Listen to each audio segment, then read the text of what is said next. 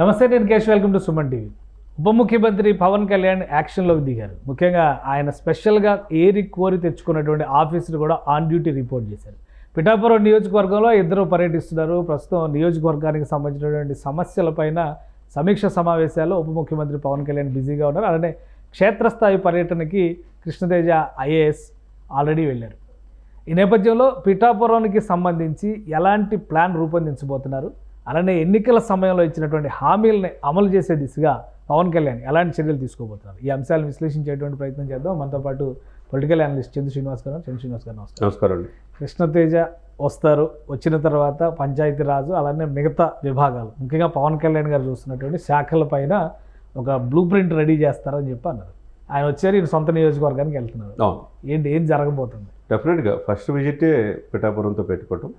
నిన్న అధికారులతో రివ్యూ అందరూ రాష్ట్ర స్థాయిలో ఆయన అనుకున్నారు, చాలామంది ఆయన సెక్రటరీగా ఓఎస్డీగా ఉంటారని అనుకున్నారు. కానీ అంతకు మించి ఆయన శాఖలో ఆయనకి ఎప్పుడు నిత్యం రిపోర్ట్ ఇచ్చే విధంగా పంచాయతీరాజ్ గ్రామీణాభివృద్ధి శాఖ డైరెక్టర్గా ఆయన్ని అపాయింట్ చేయడం ఒక మంచి పరిణామంగానే భావించారు. అంటే ఒక పిఠాపురం, ఒక గోదావరి జిల్లాలోనే కాకుండా రాష్ట్ర వ్యాప్తంగా పంచాయతీలు కావచ్చు, గ్రామాలు కావచ్చు, ఆయనకున్న అపారమైన అనుభవంతో, ఎందుకంటే వయసులో చిన్నోడైనా కానీ జాగ్రఫీలో ఆల్ ఇండియా ఫస్ట్ ర్యాంకర్ అతను. అంటే జాగ్రఫీలో పూర్తి అవగాహన ఉన్న వ్యక్తి. అంటే మన రాష్ట్ర సరిహద్దు కావచ్చు, దేశ సరిహద్దులు, నదులు, తర్వాత విస్తీర్ణం, ద్వీపకల్ప, ఇవన్నీ కూడా పూర్తి అవగాహన ఉంది. కాబట్టి ఎక్కడో మన రాష్ట్రం కానీ రాష్ట్రం కేరళ వెళ్ళి అక్కడ సంస్కరణలు తీసుకొచ్చి ఆపరేషన్ కుక్కినాడులో మంచి పేరు తెచ్చుకున్న వ్యక్తి. తన సొంత రాష్ట్రానికి చాలా ఆనందంగా ఆయన వచ్చాడు. 3 సంవత్సరాలు డిప్యూటేషన్ రావడంతోనే రాష్ట్ర వ్యాప్తంగా రివ్యూలు 2 రోజులు చేసుకున్న తర్వాత ఈరోజు పిఠాపురం వెళ్ళటం, అక్కడున్న క్షేత్రస్థాయిలో అక్కడ పరిస్థితులు, మంచినీరు, తర్వాత మిగతా భూములు, తర్వాత మన ఉప్పాడ బీచ్ తీర ప్రాంతం, మెరీనా బీచ్ అంతా చేస్తున్నాడు.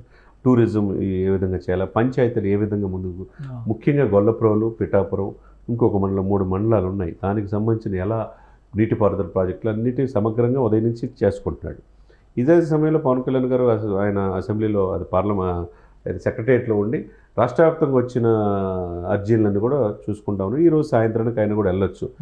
రేపు ఈరోజు జరిగినవన్నీ కూడా ఆయనతో అధికారులతో చర్చించిన తర్వాత రేపు what is the plan of action, Pithapuram ఎలా చేయాలి, రాష్ట్ర వ్యాప్తంగా ఉన్న సమస్యలు ఏందనేది ఉప ముఖ్యమంత్రి దృష్టికి కృష్ణతేజ గారు తీసుకొచ్చే అవకాశం స్పష్టంగా కనపడుతుంది. అంటే ఎలక్షన్స్ టైంలో ఒక ప్లాన్ చెప్పారు, ఒక టెంపుల్ సర్క్యూట్ లాగా, టూరిజం సర్క్యూట్ లాగా డెవలప్ చేస్తాం పిఠాపురం, అలానే విశాఖ, ఇటు కాకినాడ, ఈ తీరం మధ్యలో పిఠాపురానికి ఒక సముచితమైనటువంటి టూరిస్ట్ స్పాట్ కింద డెవలప్ చేయడానికి కావాల్సిన చర్యలు తీసుకుంటాం, ఇవన్నీ చెప్పారు. అవునండి.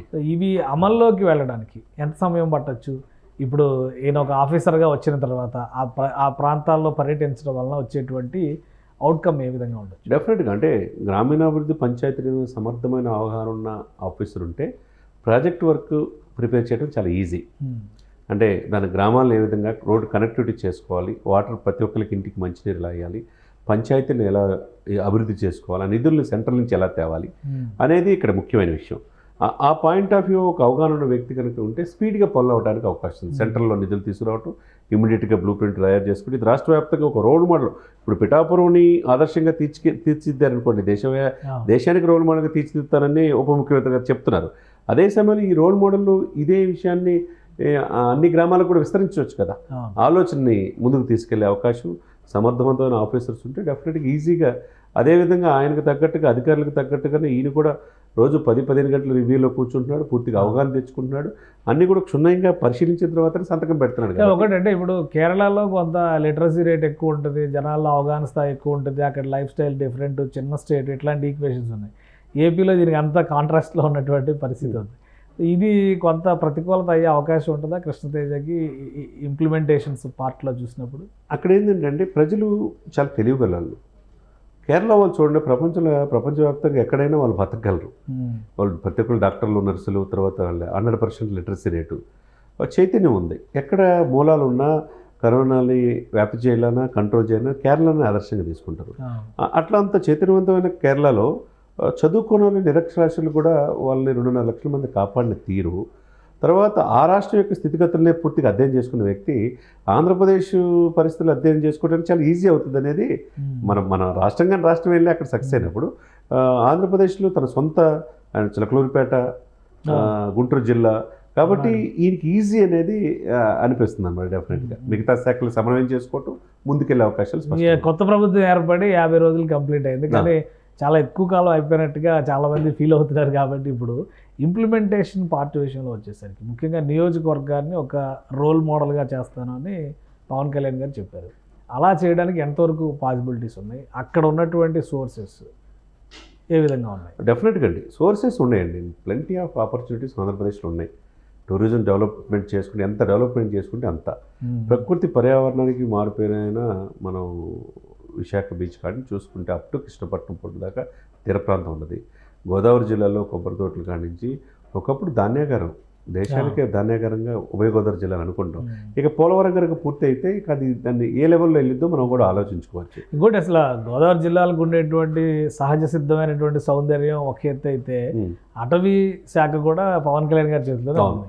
ఇప్పుడు మడ అడవుల సంరక్షణ కోసం కూడా ఆయన కొన్ని పిలుపులు ఇచ్చారు. మళ్ళీ అడవుల విస్తీర్ణం పైన ఫోకస్ పెడతారు, తీర ప్రాంతంలో ఉండేటువంటి అడవులు.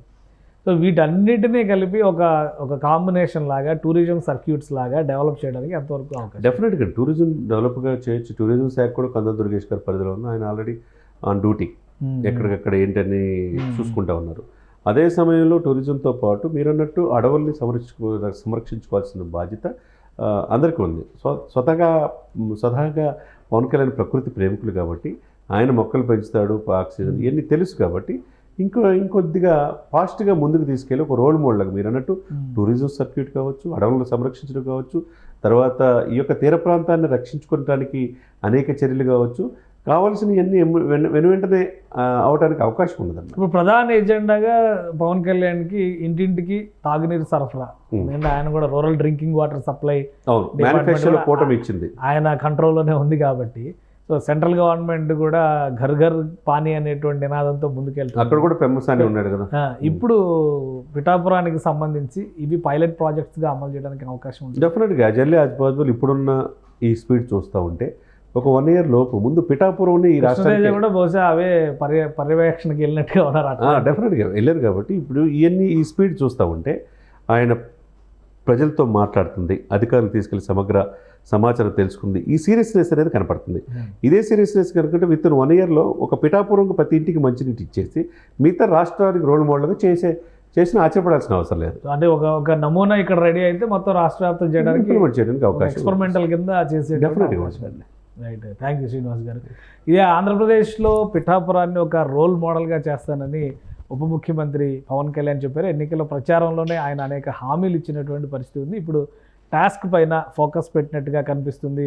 ఆయన ఏరి కోరి తెచ్చుకున్నటువంటి అధికారి పిఠాపురంలో పర్యటన జరుపుతున్నారు. పవన్ కళ్యాణ్ గారు కూడా పిఠాపురం టూర్ వెళ్ళబోతున్నారు.